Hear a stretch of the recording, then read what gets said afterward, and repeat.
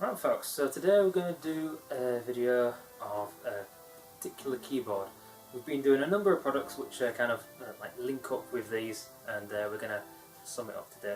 This is of course the Corsair Strafe RGB, and so of course we're going to do unboxing of this.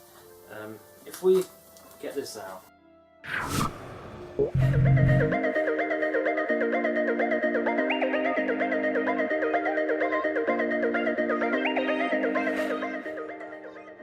And obviously with it being RGB, red, green, blue, it's blue, purple, pink, red and a little bit of green, which is nice. It says multicolour per key backlighting, so it literally is per key. In the software, which you've already slightly seen with the mouse, you'll see that of course you can literally change every little bit of the mouse. You can also change every single key, even the logos there and even the colours there and stuff. You can change all of them as well, one by one. Doesn't already say.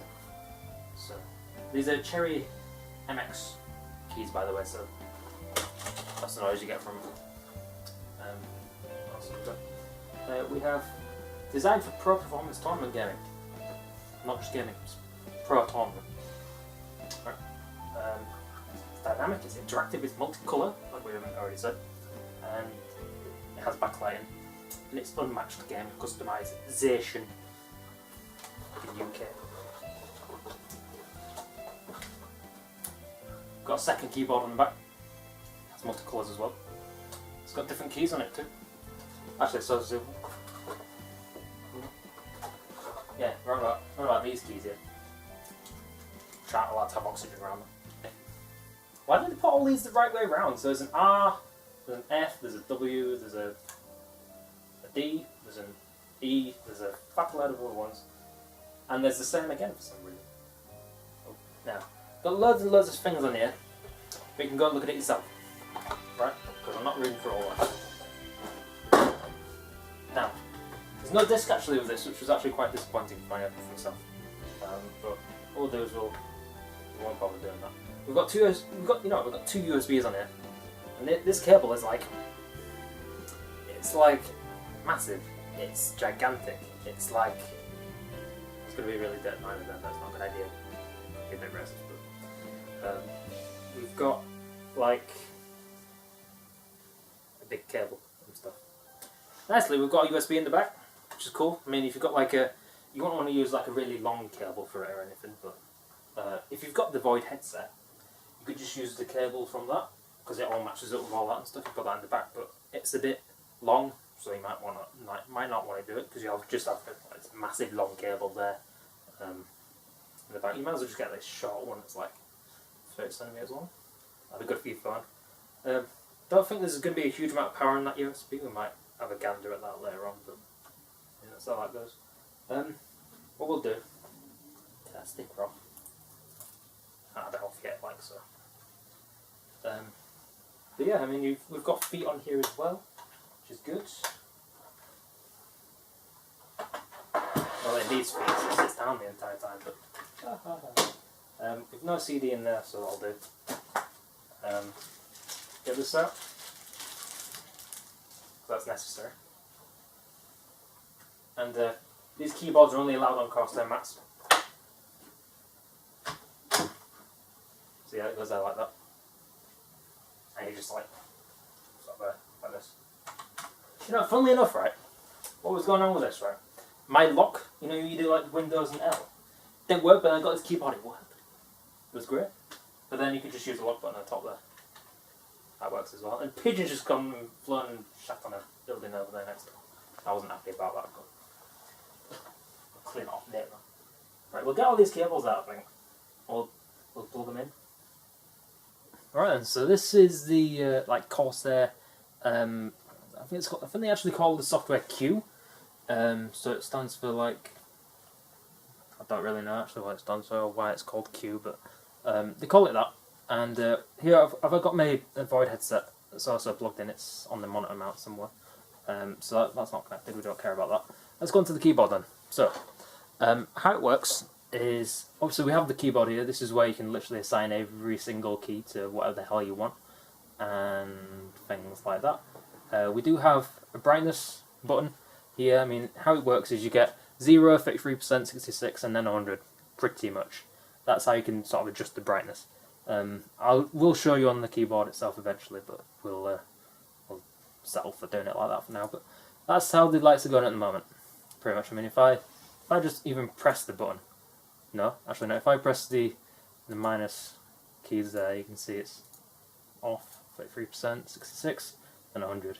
I could show you on the keyboard itself, literally looking at it, but we don't need to because the keyboard's there. It's not anywhere else. So if we go to performance, we can't do anything here. I mean, we can disable things like the Windows key, the Shift Tab, the Alt Tab and the Alt F4. We can do all that. That's literally all we can do on that bit. But like you've already seen, provided you've actually watched through our previous videos, you'll have to see there's a bit more stuff in there for the mouse. But yeah, if we go back to lightings and we have a gander here, literally, we can click a key and then we can just say, I want that one to be red, even though it's not going to do anything at the moment because it's got different modes selected, but never mind. If we go, actually, these two they're not changing. It's not nice. We change that to a black light. Don't work. Oh well. What we'll do is we'll go into a different profile. So this is my EMP profile. So I've got a couple of white ones and a bunch of red ones. I decided just because the majority of my stuff is red, I'll have it red. But then I'll keep all the keys, the ones that I'll probably use, and then maybe some other ones that I'll use, which when I actually find that I use them, I'll change them to white as well. But how it works is, this is the EMP profile. I mean, what I'll talk about as well is, I mentioned it in all the previous videos as well, is you can download profiles. So if I go and press the spacebar, I just made an EMP go off, and the keyboard eventually comes back to life. It's amazing. So if I keep on pressing the keys, does that.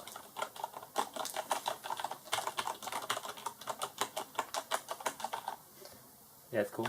Does it from any key I press? I mean, that's the F5. That's me pressing the F5. It's me pressing the spacebar. It's me pressing the plus button on the numpad. Still works. It's great. And somehow I activated the keyboard. If I press the pause, it brings back the normal keyboard. And then pressing the pause or break button, whatever, changes it back to. I think it switches the modes. Actually, does the pause button. I accidentally found that as well. I've never found that otherwise. But like I say, we've got the rainbow there, which is just doing it. It's the same profile, but we've got like different modes. So it'll reactivate in like a rainbow color as it is doing there. If I press pause, it'll switch onto the other profile. Well, it'll just come up with my one that I've made. But yeah, that's how that works. What we'll do is we'll switch over to the keyboard so you can see all of that sort of in the action and stuff. And it's got my red profile on it as I've done before. I mean, you can see some of the white aspects around there kind of thing. In my actual eyes, it does look, there is a tint of blue on it. So the RGBs aren't spot on, but the red looks amazing. So what we'll do is I just go and turn it off like that, and I go and press some keys.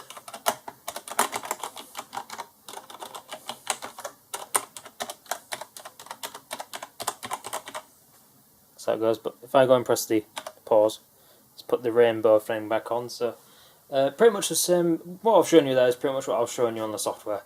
That's how that goes pretty much.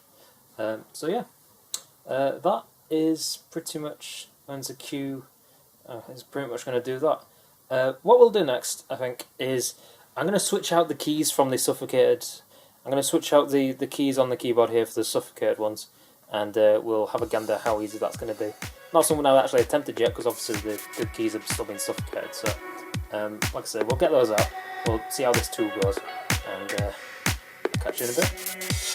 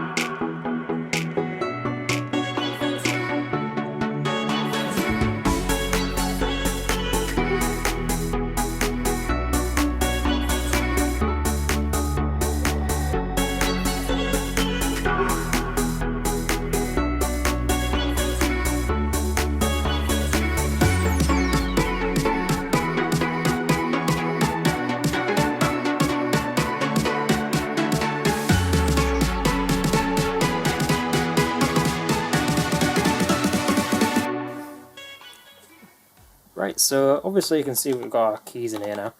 Also see that they're a bit brighter, but what's different about these keys and these ones is they've got like an edge on them.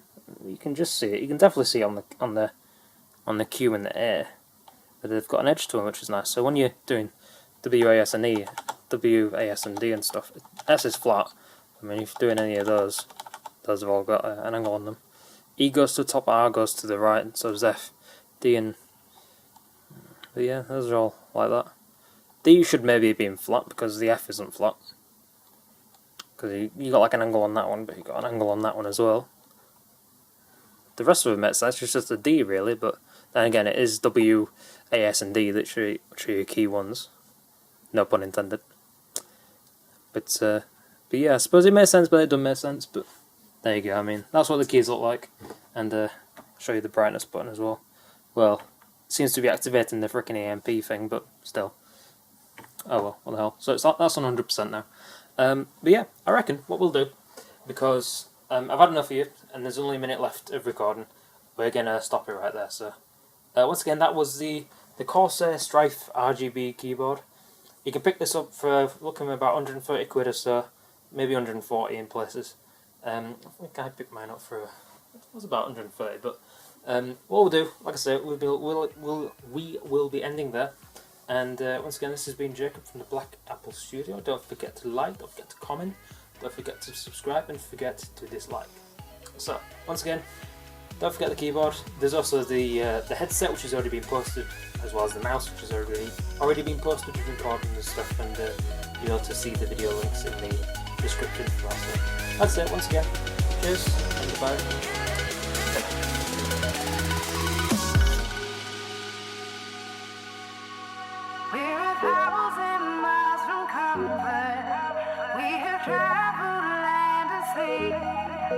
But as long as you are with me, there's no place I'd rather